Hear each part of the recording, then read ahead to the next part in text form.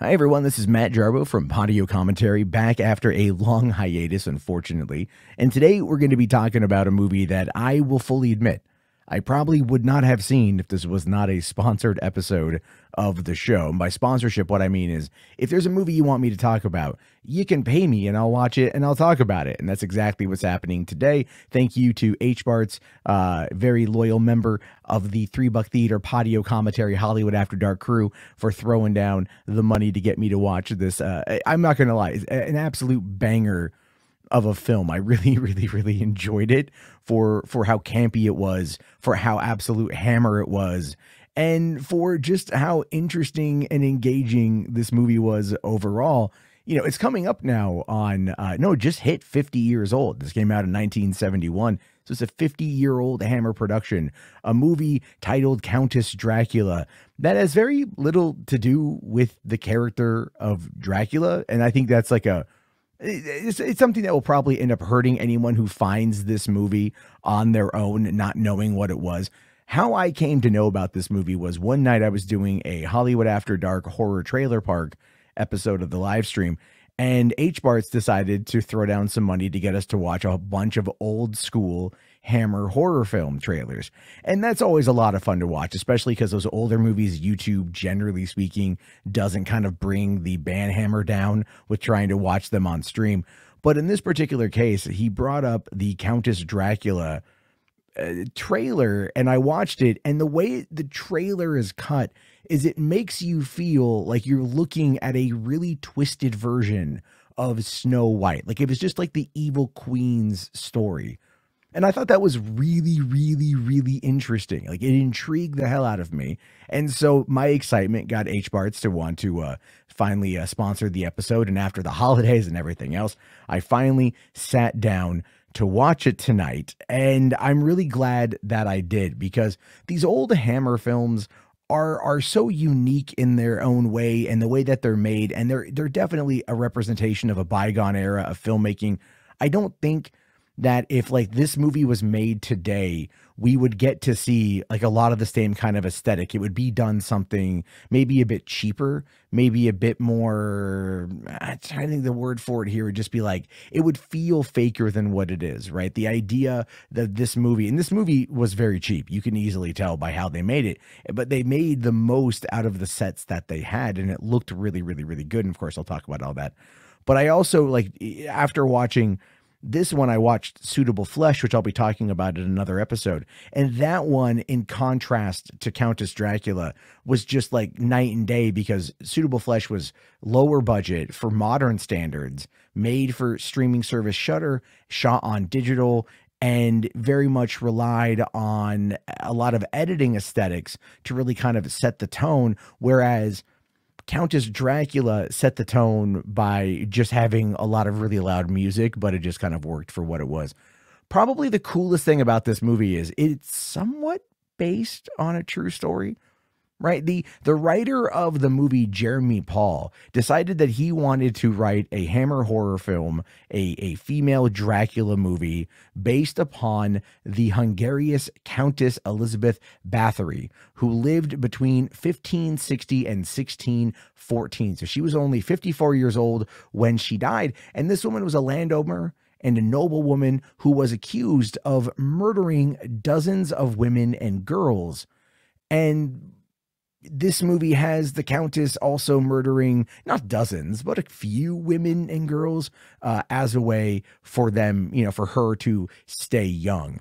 And then that's kind of basically where the movie starts off, right? You've got the young suitor, right? Kind of, you could say, the hero of the movie.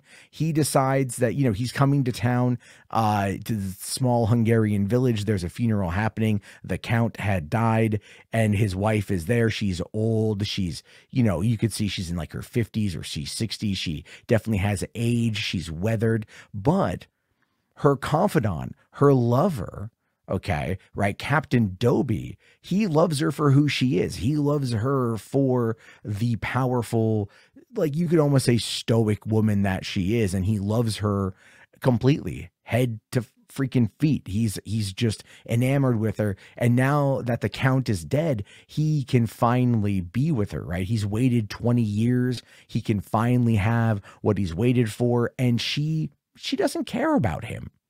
She cares about him as much as she can get anything out of him, you know? And so, but she also doesn't know her power. And this to me was really like, is an odd storytelling convention, because I felt like they needed a way to kind of explain how the Countess was able to like return to young, like what her fountain of youth was.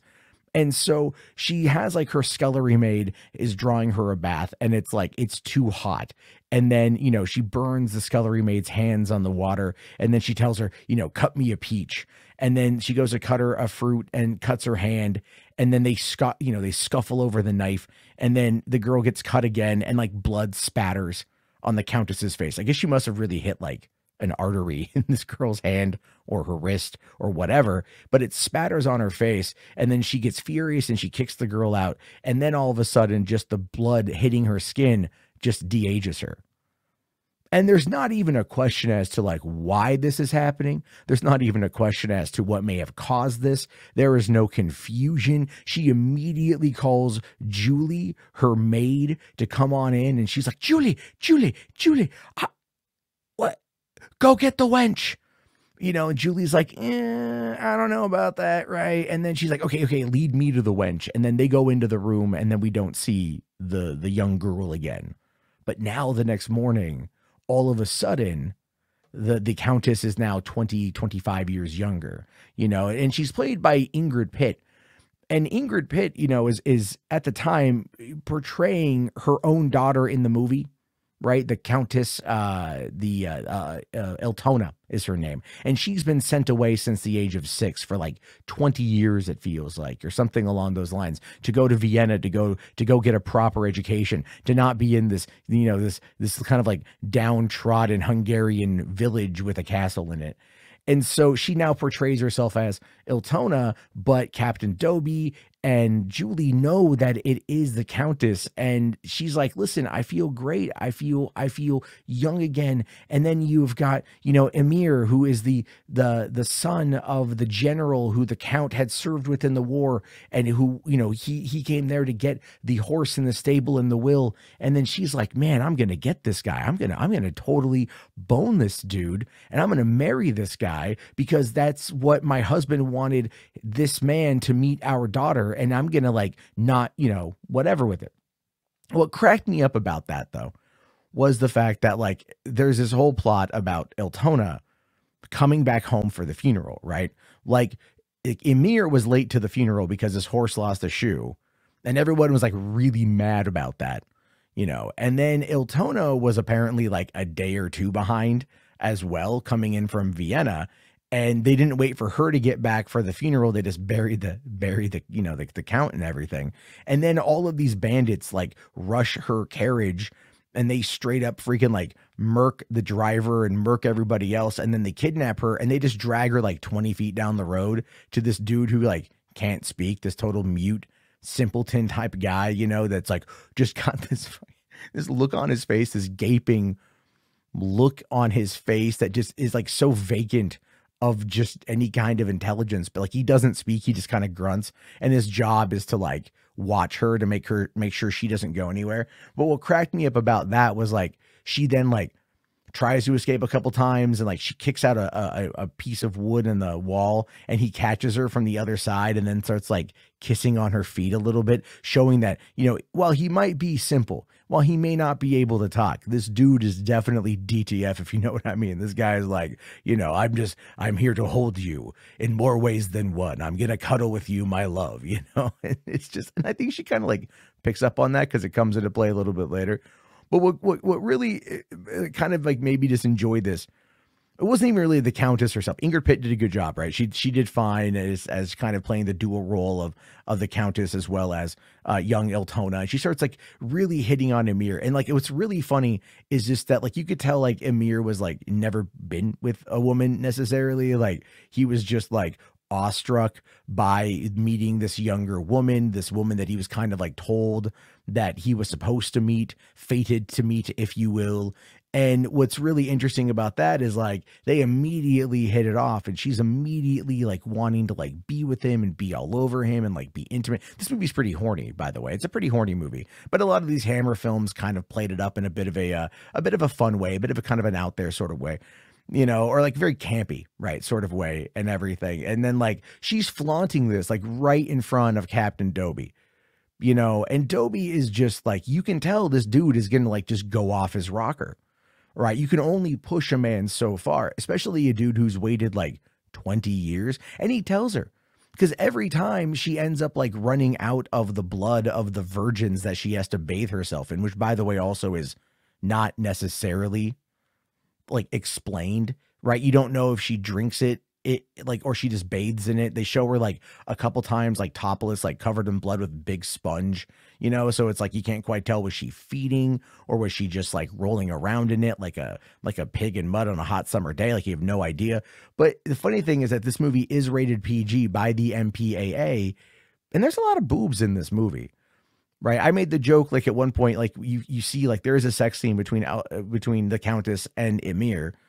And like, you know, he just like opens up her top and just starts like sucking on her titty. And I was laughing because I'm like, there's titty sucking in a PG movie. The 70s were a wild time, man. You know, it wasn't until Temple of Doom about 13 years later that they got rid of titty sucking in PG-13 films. And I'm just telling you, it's a bit of a shame. It's just a shame. More PG movies should have titty sucking. I guess, I don't know. I'm probably gonna bring that up again later on because I just thought that was compelling television, I guess, or a compelling part of the movie. But one of the, like, so it's like, this again, this movie's like really kind of horny, but they don't really explain the rules for everything. Like at one point, like you've also got this guy, you've got Grand Master Fabio, who is the castle historian, who is bequeathed the entirety of the Count's library, which is like the largest library in the land. And the dude, like totally, he's a good character. I really liked him because he kind of starts picking up that there's some stuff going down.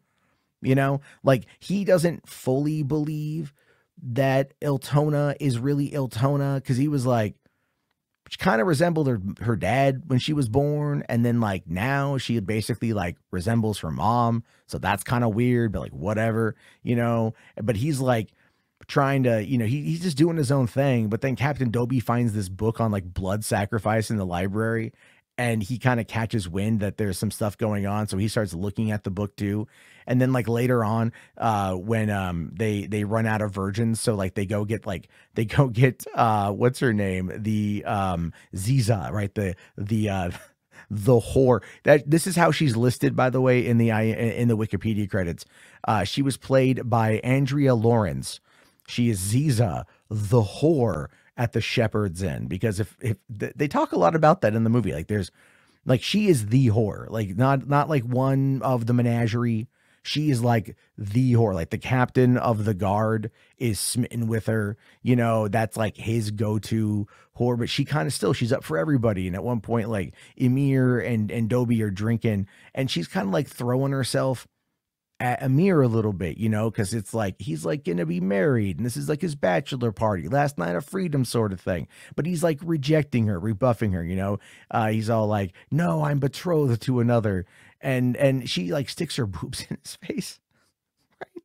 And then he makes a comment about like how her boobs are witty, and then kisses a boob, and like that's it. Like it's just like, okay, right? And then like Dobie bribes you know, her to go back to the castle, because they are, at this point everyone's kind of worried about the castle kind of being haunted or being cursed or whatever, because people have gone missing and they don't know where they are, and you know, there's just some weird vibes that are happening. There's a dead gypsy, you know, because she still needed the blood of this is okay, this, I mean, like good, let me just kind of go back on this point.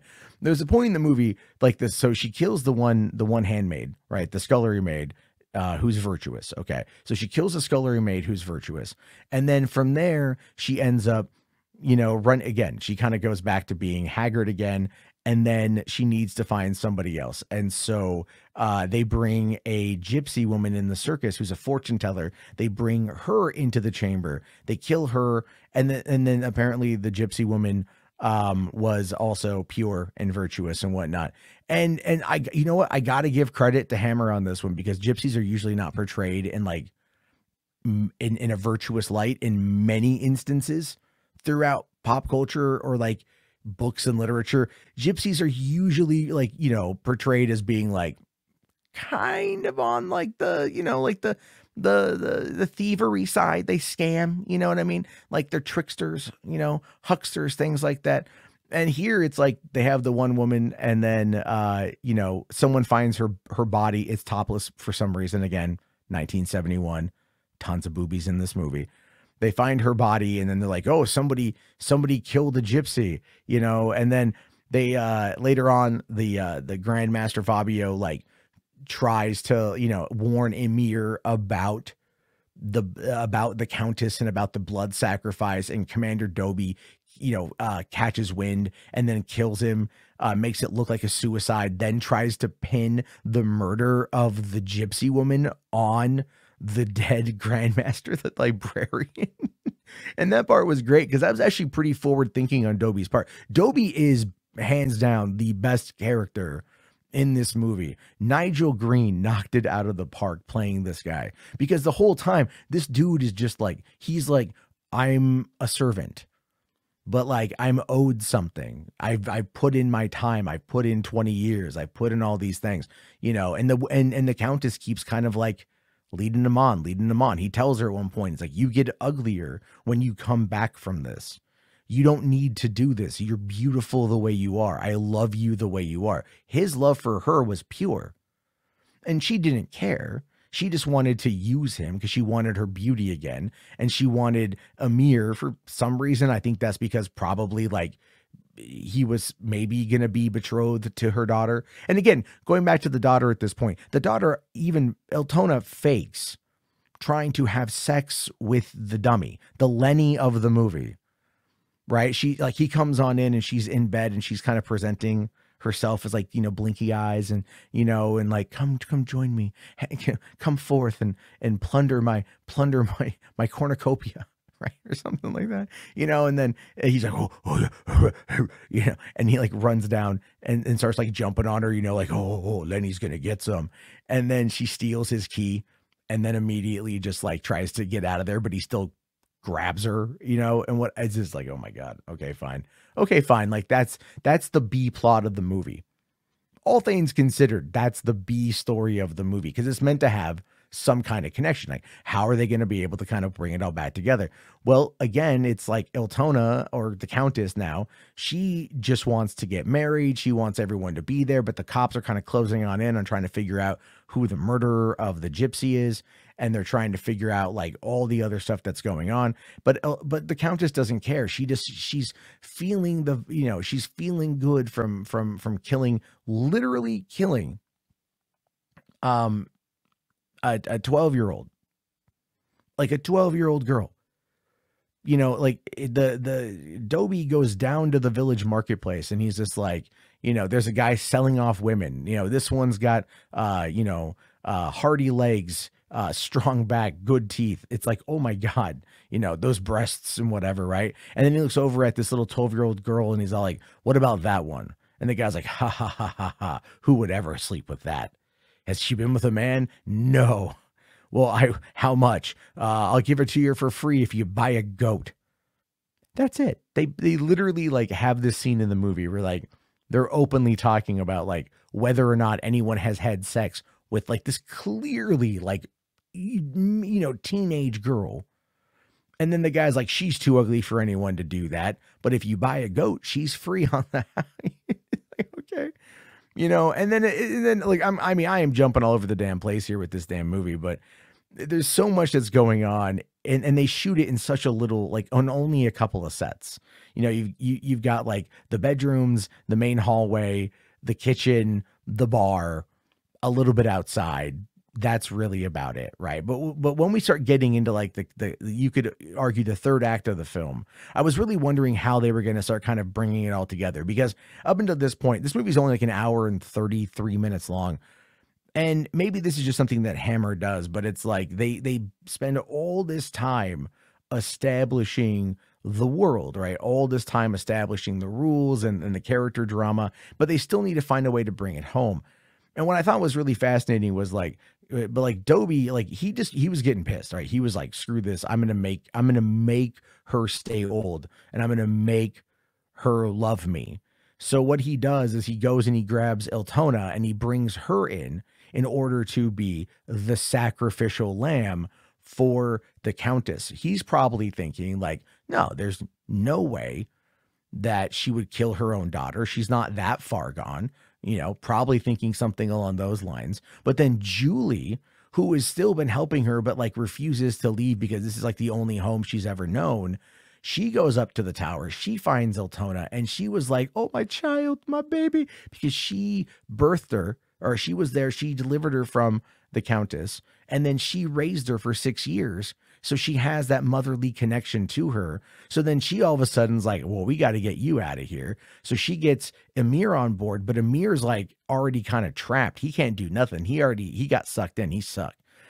So he's like, I'm going to go through with this wedding. We're going to sneak you out, get you to the stables, get you away from here, yada, yada, yada. And then it all comes to a head at the actual ceremony. And this is what really cracked me up. Is like, Julie is trying to escort Eltona out. Eltona hears a priest and she's like, what's going on down there? And then Julie's like, nothing that concerns you. Come, my child, let us escape. And she's like, no, I must go see. And I'm sitting there going like, you've been locked in a tower for like a day now. Before then, you were kidnapped. Your escort was assassinated in front of you. You attempted to have sex with the person with special needs in order to get away. And yet you are still like rolling through, like you just want to go see what's happening. Like someone dangling keys. I don't know. It's like, she's like 20 or something, right? 25. I don't know. Like, it's just, they needed to get to the climax. That's how they chose to do it. That's fine. Okay, whatever. So the problem, though, is that even though the Countess had killed the 12-year-old, she turned a lot faster. So the more she consumes, the faster the turnaround time is, right? And the uglier she gets. So while she's at the ceremony, right as they say I do and everything else, she turns back into the old hag. And that's when Eltona comes down and she sees Eltona, not really recognizing or realizing that it's her daughter, maybe not caring at all. But she goes to like kill her. Emir tries to stop her. Emir gets a dagger to the chest. He falls down the stairs. He's dead. Legit shocked me at that point, by the way.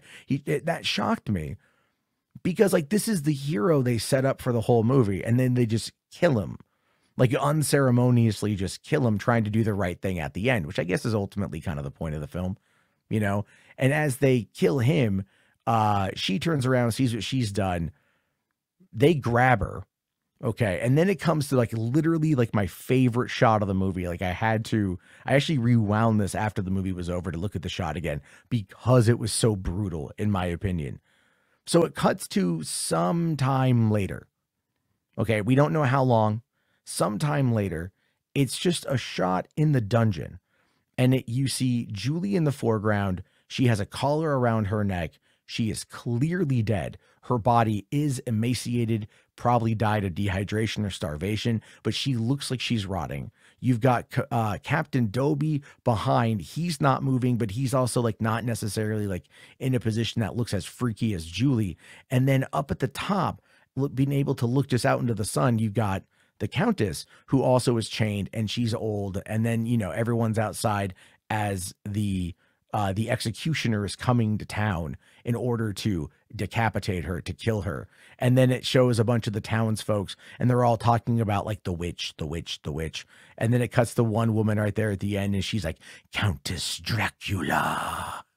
And that was like the last line of the movie.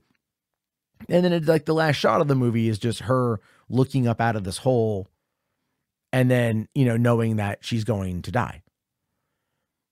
And I thought that was a really good ending, actually. Like they rushed to the finish line. And that, of course, is probably just a hammer way of doing it.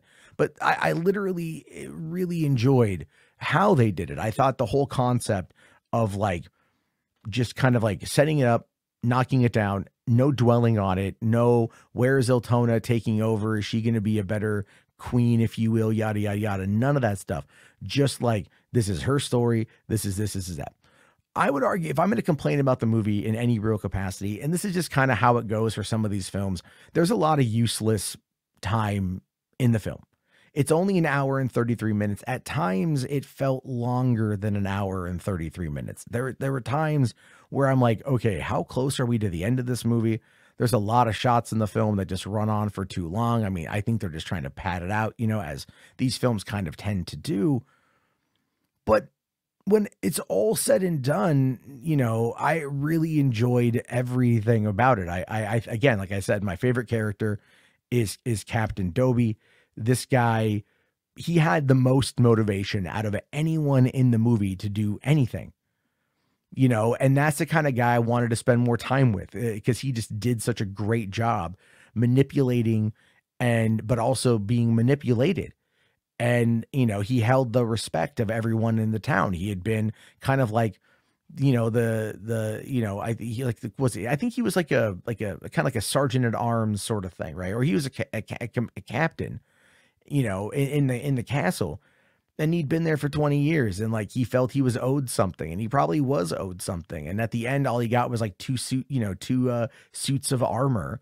Right. And then, but he could then be with the Countess, and that's all he wanted. And she just didn't care. She just didn't care at all, you know? And part of me was hoping for like a happy ending with Amir, because Amir was just like a hapless lug that just kind of showed up, you know, wanting to do what's right by his dad, wanting to do what's right by everybody. And then he ends up just completely, you know, getting sucked into the situation because the dude's horny. All right. And I think that's also maybe something that they're trying to say in this movie too. It's like, don't think with your dick, because that could get you in some serious trouble down the road. Don't do it. Just don't do it, folks. And you'll be okay. But again, it's like, kind of like when I was watching the other Hammer film, the other Dracula film that I watched, Dracula Rises from the Grave. Again, it's kind of like, you know, it's a very similar setup, right? You have like the barmaids, you've got the vampires, you've got, you know, it's a Hammer thing. But it's fun to spend time in these worlds because it's campy, and it's so different from what we get today in a way that's just, it's just fun and enjoyable. And it's like, you know what you're going to get going on in. Yeah, you're not going to get like a lot of violence or gore. You're going to get a lot more these days. But what you're going to get is an interesting world filled with interesting characters that I think really do try to make the world that they inhabit in believable, in the sense of those characters believe that they are there. You know, like the Countess never once questioning where these abilities came from, why she has these abilities, is interesting to me. Because when I said at the beginning of this, I thought the trailer made it look like an evil queen from Snow White type situation. But instead, it was just like, I get a little bit of blood on me. Oh my God. Wow. That foundation really made me look young. Oh, that foundation is the blood of virtuous individuals, virgins. Oh, okay. And then they just didn't even question it. They just went into it. I thought that was pretty great. But as always, I'm curious your guys' thoughts and your guys' opinions on this. If you're listening to this on iTunes or Spotify or Google Podcasts, anywhere you get your podcasts, please find me on Twitter at Podio Commentary.